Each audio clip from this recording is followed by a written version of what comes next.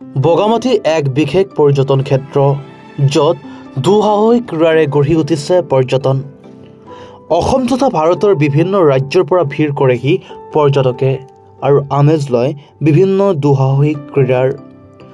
অনুষ্ঠিত হয় বিভিন্ন প্ৰশিক্ষণ শিবিৰ। গোৰেশ্বৰৰ বগামাটিত গ্ৰীণ ট্ৰেক এডভেঞ্চাৰৰ উদ্যোগত প্ৰাক শীতকালীন শিবিৰ অনুষ্ঠিত হয়। লগতে সহযোগ কৰিছে অসম পৰ্বতাৰোহণ সংস্থাৰ লগতে কেইবাখনো প্ৰতিষ্ঠিত বিদ্যালয়ে। শীতৰ আগমনৰ লগে লগে ৰাজ্যৰ বনভোজস্থলীসমূহত ভিৰ কৰে পৰ্যটকে। তাৰে যেন এয়া আৰম্ভণি। ঐনবেলিৰ দৰে এইবেলিও ব্যতিক্ৰম নহয়। শীতৰ প্ৰাক মুহূৰ্তত প্ৰকৃতিৰ ৰাণী বগামাটিত বিভিন্ন ৰাজ্যৰ পৰা অহা শতাধিক শিক্ষাৰ্থীয়ে আমেজ ল'লে দুঃসাহসিক ক্ৰীড়াৰ।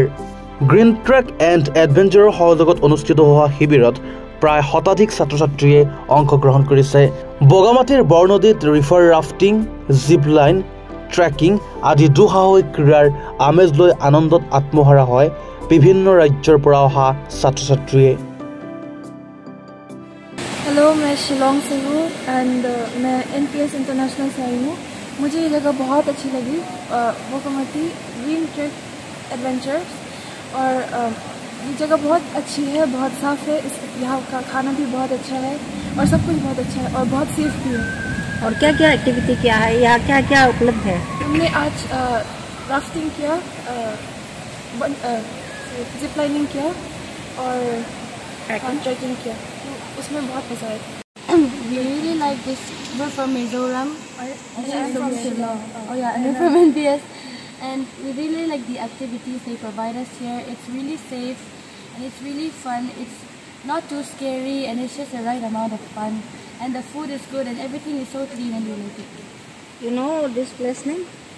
Bogomati. আজি বগামাটি ইকো কেম্পত গ্ৰীণ ট্ৰেক এণ্ড এডভেঞ্চাৰৰ সৌজন্যত এটা বিশেষ প্ৰি উইণ্টাৰ অৰ্থাৎ প্ৰাক শীতকালীন শিবিৰ অনুষ্ঠিত হৈছে। আৰু এই শিবিৰত অংশগ্ৰহণ কৰিছে গুৱাহাটীৰ বিশিষ্ট এখন বিদ্যালয় NPS ইণ্টাৰনেশ্যনেল স্কুলৰ 80গৰাকী ছাত্ৰ ছাত্ৰী। তেখেতসকলৰ লগত শিক্ষক শিক্ষয়িত্ৰীও আহিছে আৰু এই গোটেই অনুষ্ঠানটো সংযোজনা কৰিছে অসম পৰ্বতাৰোহণ সন্থাই। আমি গ্ৰীণ ট্ৰেক এডভেঞ্চাৰ ফৰ্ম হোৱাৰ পৰা 2015 চনৰ পৰাই তেখেতসকলৰ লগত অসম পৰ্বতাৰোহণ সন্থা হিচাপে আমি কাম কাজ একেলগে যৌথভাৱে কৰি আহিছোঁ।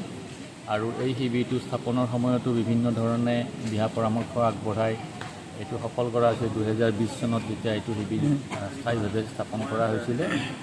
আৰু এইদৰে আমি ছাত্ৰ ছাত্ৰী নৱপ্ৰজন্মক উৎসাহিত কৰিব পৰা কাৰ্যসূচীবোৰত আমি বিভিন্ন ধৰণে আগভাগ লৈ আহিছোঁ আৰু গ্ৰীণ ট্ৰেক এডভেঞ্চাৰক আমি বিভিন্ন ধৰণে সহযোগিতা আগবঢ়াই আছোঁ।